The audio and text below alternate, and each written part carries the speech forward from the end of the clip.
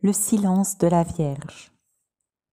C'est le silence d'une âme contemplative qui se tient à l'écoute du Seigneur. Dieu qui est pour nous silence, agit au milieu de nous en silence. Ses grandes interventions dans le monde sont enveloppées d'obscurité. Telle est l'humilité de celui qui s'efface parmi les hommes au lieu de s'affirmer comme il le pourrait.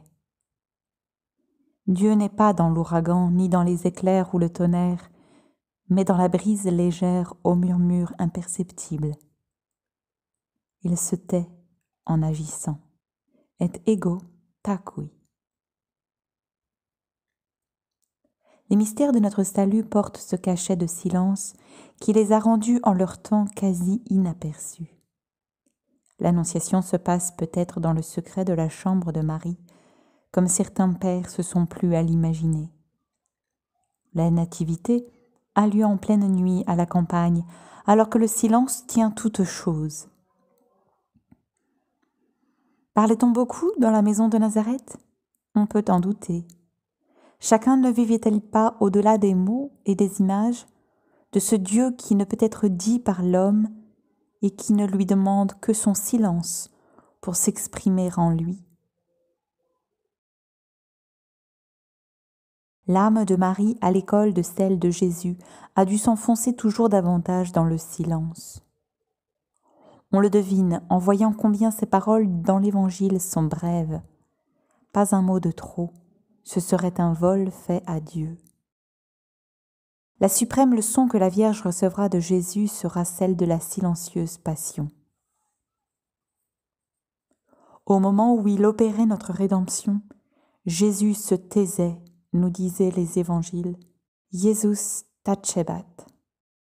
Il avait durant 3 ans parlé aux foules, semé le grain de la parole, mais ce grain ne pouvait plus germer que dans le silence.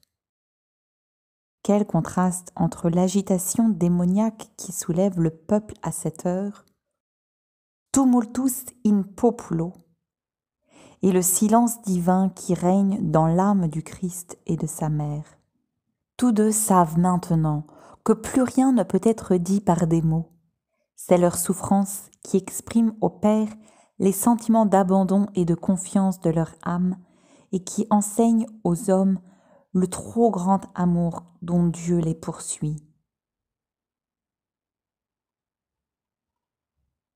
De ce sommet de silence, il semble que la Vierge Marie ne soit jamais redescendue, s'ensevelissant au fond d'elle-même dans la foi et l'amour.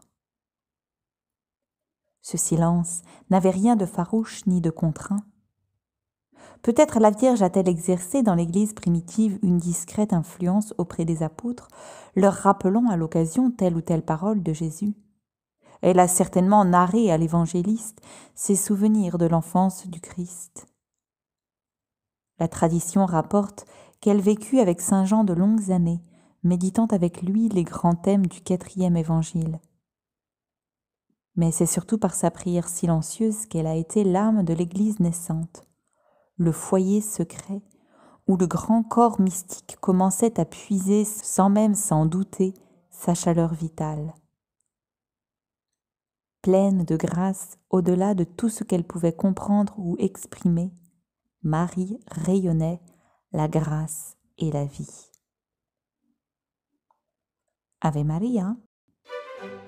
Pour tous nos auditeurs, Vox Immaculate veut dire la voix de l'Immaculée, la voix de la Sainte Vierge Marie, conçue sans péché et mère de notre Seigneur Jésus-Christ. Nous assurerons que les textes choisis sont conformes à la doctrine traditionnelle de la Sainte Église catholique et romaine. Ave Maria.